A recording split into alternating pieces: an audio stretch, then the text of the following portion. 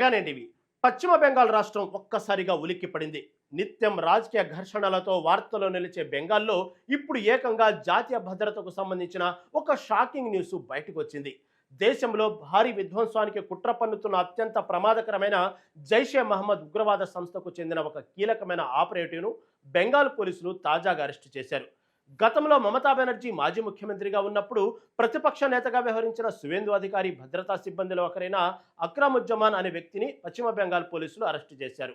నిఘా వర్గాలు గత కొంతకాలంగా ఈ అక్రముజ్జమాన్ కార్యకలాపాలపై నిశితంగా దృష్టి సారించాయి. అతనికి జేఎంబీతో సంబంధాలు ఉన్నాయని పక్కా సమాచారం అందుకున్న తర్వాతే పోలీసులు అరెస్టు చేశారు. ఇప్పుడు సువేందు అధికారి బీజేపీ ముఖ్యమంత్రిగా ఉన్నందున ఈ కేసు రాజకీయంగానూ తీవ్ర చర్చకు దారితీస్తుంది. అసలు ఈ ఉగ్రవాది భద్రతా సిబ్బందిలో ఎలా చేరాడు, వెనక ఉన్న కుట్ర ఏమిటి?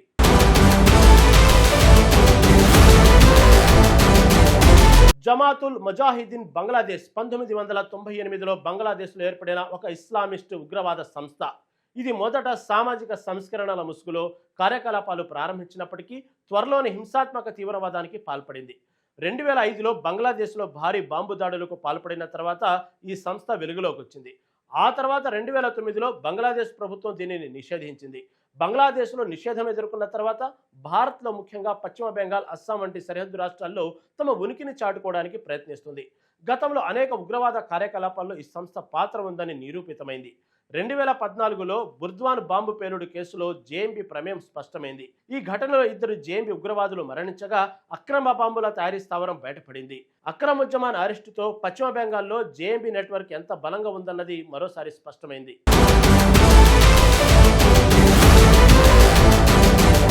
ఈ అరెస్టు వెనుక చాలా పెద్ద కుట్రకోణం ఉందన్న అనుమానాలు బలపడుతున్నాయి. అక్రముజ్జమాన్ చాలా ఏళ్లుగా సువేందు అధికారి భద్రతా సిబ్బందిలో ఉన్నట్లు తెలుస్తుంది. గతంలో తృణమూల్ కాంగ్రెస్ అధికారంలో ఉన్నప్పుడు సువేందు అధికారి ప్రతిపక్ష నాయకుడిగా ఉన్న సమయంలోనే ఇతను భద్రతా సిబ్బందిలో చేరి ఉండవచ్చని వార్తలు వినిపిస్తున్నాయి.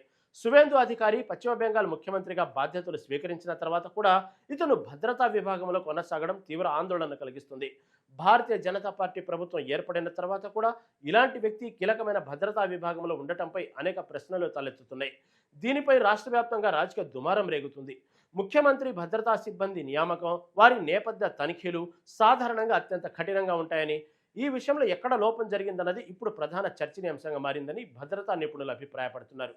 రాష్ట్రంలో శాంతి భద్రతల పరిస్థితిపై ఇది తీవ్ర ప్రభావం చూపుతుందని పలువురు ఆందోళన వ్యక్తం చేస్తున్నారు.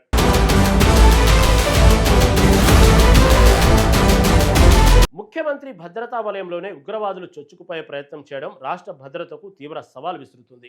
అతన్ని కోర్టులో హాజరుపరిచి మరింత సమాచారం కోసం కస్టడీలోకి తీసుకునే అవకాశం ఉంది. పోలీసులు ఈ కేసును సీరియస్గా తీసుకుని లోతుగా దర్యాప్తు చేస్తున్నారు. పశ్చిమ బెంగాల్లో సరిహద్దు వెంట ఉన్న సున్నితమైన ప్రాంతాల నుండి జేఎంబీ వంటి సంస్థలు యువతను తమ వైపు ఆకర్షించడానికి ప్రయత్నిస్తున్నాయని నిఘా వర్గాలు నివేదించాయి. ఈ ఘటనపై ప్రతిపక్షాల నుంచి తీవ్ర విమర్శలు వస్తున్నాయి.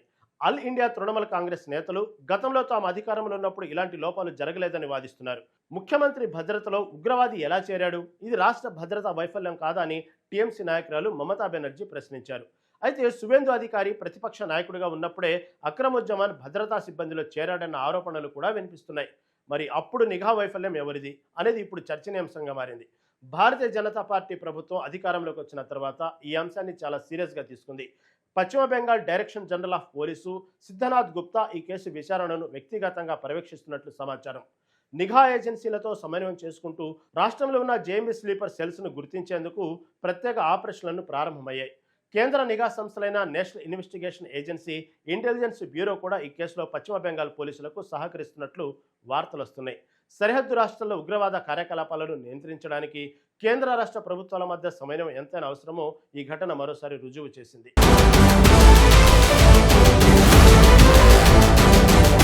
ఈ అరెస్టు పశ్చిమ బెంగాల్ రాజకీయాల్లో ఒక పెద్ద భూకంపమే సృష్టించింది. ఒకవైపు రాష్ట్ర భద్రత, మరోవైపు రాజకీయ ఆరోపణలతో ఈ కేసు మరింత సంక్లిష్టంగా మారుతుంది. ఈ వ్యవహారం ముఖ్యమంత్రి సువేందు అధికారి భద్రతకు సంబంధించినది కావడం వల్ల దీనికి అత్యంత ప్రాధాన్యత ఏర్పడింది. అక్రముజ్జమాన్కు జేఎంబీతో ఉన్న సంబంధాలపై, అతని నెట్వర్క్పై పూర్తి వివరాలు బయటపడాల్సి ఉంది. పశ్చిమ బెంగాల్ గవర్నర్ ఆర్ఎన్ రవి కూడా ఈ పరిణామాలను నిశ్చితంగా గమనిస్తున్నారు. ఇలాంటి సంఘటనలు గతంలో కూడా భారత్లో వెలుగు చూశాయి. ముఖ్యంగా పంజాబ్ వంటి సరిహద్దు రాష్ట్రాల్లో ఉగ్రవాదులు కీలక వ్యవస్థలోకి చొచ్చుకుపోయే ప్రయత్నాలు జరిగాయి. భవిష్యత్తులో ఇలాంటి సంఘటనలు పునరావృతం కాకుండా భద్రతా వ్యవస్థను మరింత పటిష్టం చేయడానికి ఎలాంటి చర్యలు తీసుకుంటారన్నది చూడాలి. రాష్ట్ర ప్రభుత్వం ఈ కేసును ఎంతో వేగంగా ఛేదిస్తుంది. నిజమైన సూత్రధారులను ఎలా పట్టుకుంటుందనేది ఇప్పుడు ఆసక్తికరంగా మారింది.